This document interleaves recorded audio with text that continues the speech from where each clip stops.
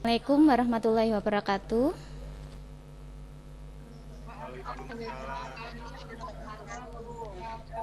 Gimana anak-anak kabarnya hari ini?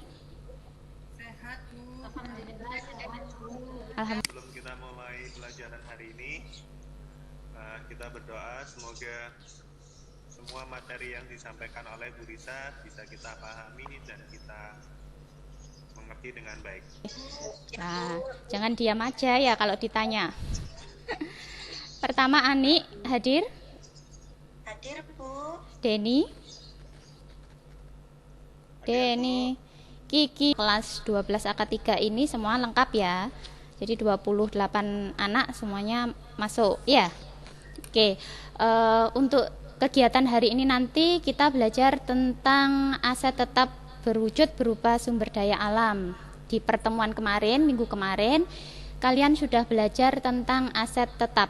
Ya, mungkin kemarin ada yang bisa mencontohkan aset tetap yang kita pelajari kemarin, contohnya apa saja kalau di perusahaan? Ada gedung, Ibu. Sip, terus? Mesin. Oke, kita akan belajar tentang aset tetap yang jenisnya yaitu sumber daya alam. Oke, tujuan kita belajar hari ini nanti ya kita mulai dari pengertian sumber daya alam itu nanti apa, kemudian karakteristiknya, sampai nanti di pencatatannya. Biar kelas ini tambah semangat, ya. Jadi nanti kalau misalkan pas Bu Risa jelaskan materinya, kalau misalkan Bu Risa tanya bagaimana anak-anak tetap semangat, kalian jawab siap Ibu, semangat gitu ya.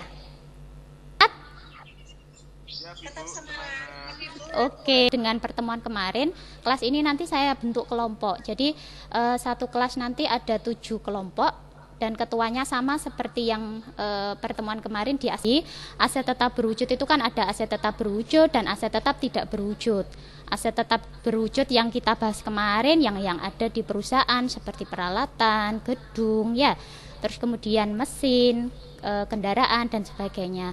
Nah, ini aset tetap berwujud ini ada salah satu namanya yaitu sumber daya alam. Bisa mendeskripsikan karakteristik aset tetap berwujud berupa sumber daya alam. Itu seperti apa? Terus kemudian menganalisis harga perolehannya. Penting silahkan dicatat. Oke. Contoh dari sumber daya alam. Ini contohnya mulai dari biji besi, itu ada gambar biji besi ya, Cah ya. Ini ada gambar biji besi, kemudian ada itu sumber daya alam, kita bisa proses tanam kembali. Kehutanan misalkan kayu, itu kita juga bisa proses tanam kembali ya. Itu adalah contoh dari sumber daya alam yang yang dapat diperbaiki gitu ya. Oke, sekarang harga perolehan aset tetap berupa sumber daya alam. Lah, harga perolehan aset tetap itu sebenarnya kalau kita bahas harga perolehan itu sama dengan harga yang penuh dan unit sukses. Nah, gini Bu Risa jelaskan ya. Karena ini tidak saya tampilkan di PPT, nanti bisa kalian catat ya.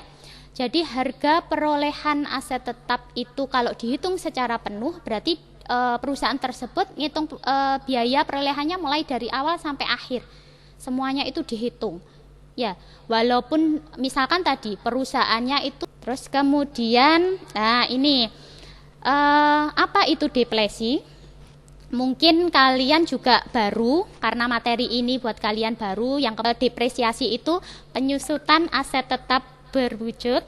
Kalau depresi itu adalah penyusutan aset tetap berwujud berupa sumber daya alam. Nanti kalau kita bahas tentang aset tetap tidak berwujud ya ada penyusutannya lagi, namanya amortisasi. Paham anak-anak? Halo? Ya, paham, Bu. Siap, semangat. Bu Risa kecepatan apa enggak kalau itu jelaskan? Iya, Bu, jangan. Depresi. Kalau kemarin aset tetap berwujud itu kalian mengetahui beberapa metode pencatatan, tetapi kalau untuk aset tetap berwujud berupa sumber daya alam itu sebenarnya hanya satu metode yang digunakan, yaitu apa? Metode satuan produksi saja. Jadi kita hanya gunakan metode satuan produksi di perhitungan beban depresi ini. Lah, untuk menghitung beban depresi pada akhir periode itu ada rumusnya. Ya, pertama kalian berarti harus cari dulu tarif depresinya seperti apa. Kemudian yang kedua beban deflesinya. Tarif deflasi itu dihitung nanti ketemu beban deflesinya. Paham? Halo anak-anakku? Oke. Gimana, tetap semangat? Ada contoh soalnya ya Bu ini Bu ya. Ada. Sekarang kita masuk di jurnalnya. Kalau tadi kalian sudah tahu cara perhitungannya, berarti harus tahu juga cara menjurnal deflasi sumber daya alam pada akumulasi sumber daya alam. Ya. Oke. Bu, itu setelah akumulasinya tidak ada deflesinya ya Bu? Biasanya di awal itu sudah menaksirkan, jadi sudah memperkirakan harga perolehannya berapa sih, sudah di jurnal, itu di uang muka sebenarnya. Nah, ternyata pada itu hitungannya ya. Coba kalian perhatikan, kalian simak dari contoh soal yang Bu Risa berikan, supaya nanti kalian punya gambaran. Oh, seperti ini sih ngitungnya. Ya, untuk aset tetap berwujud berupa sumber daya alam itu sebenarnya gampang dan sangatnya batu bara ya. Terus kemudian ada taksiran batu baranya yang dihasilkan. Terus kemudian ada hasil batu bara pada tahun pertama. Jadi kalian nanti disuruh membuat jurnal. Sebelum kalian membuat jurnal, berarti kalian harus hitung dulu beban deflasinya itu berapa. Ya, cara ngitung beban deflasi sama seperti tadi. Ada yang tahu? Berarti harus dicari apa? Loh. Tarif bener. Ini siapa tadi? Niskul ya? Oke. Tarif. Jadi tarifnya kita cari dulu ya. Tarifnya deflasi itu rumusnya Rp6.400.000 dan kreditnya itu adalah akumulasi deflasi batu bara. Sebelah kredit sebesar dengan angka yang sama Rp26.400.000. Oh ya, Laili. Ya, silahkan Laili. Mungkin ada yang ditanyakan atau kurang paham? Ya, kurang paham itu Bu tadi eksplorasi. Teman kelas 12 AK3 ada yang pengen bantu jawab dari pertanyaannya Laili? Mungkin tadi ngikuti penjelasan Bu Risa? Halo, 12 AK3. Ya Bu. Mencari sumber daya alam yang ada. Jadi ya Kiki. Eksplorasi dan eksploitasi. Tapi tadi saya masih bingung. Kalau yang untuk perhitungannya itu dilihatnya atau dihitungnya itu mulai dari yang mana? Eksplorasi atau eksploitasi Bu? Oke. Untuk perhitungan yang tadi Bu. Nah, terima kasih Bu. Iya, ada. Ya. Coba ya Bu, saya menjawab ya. Menurut Siap. pendapat saya, itu perhitungan beban deflasi itu pada akhirnya sedikit kurang jelas Bu. Bisa Oke, gini ya. Gini, maksudnya gini, untuk eksplorasi sampai eksploitasi, jadi kita ngitung harganya, harga perolehan atau biaya yang dikeluarkan perusahaan mulai dari perusahaan WA Group. Saya Bu. Siapa?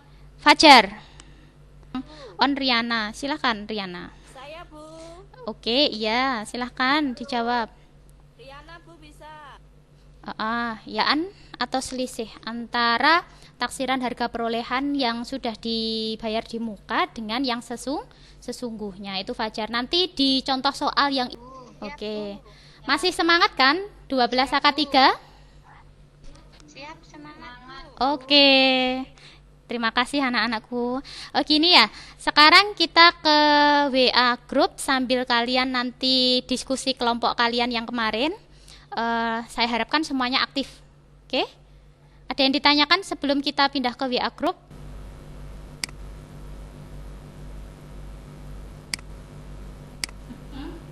Wabarakatuh. Waalaikumsalam warahmatullahi wabarakatuh.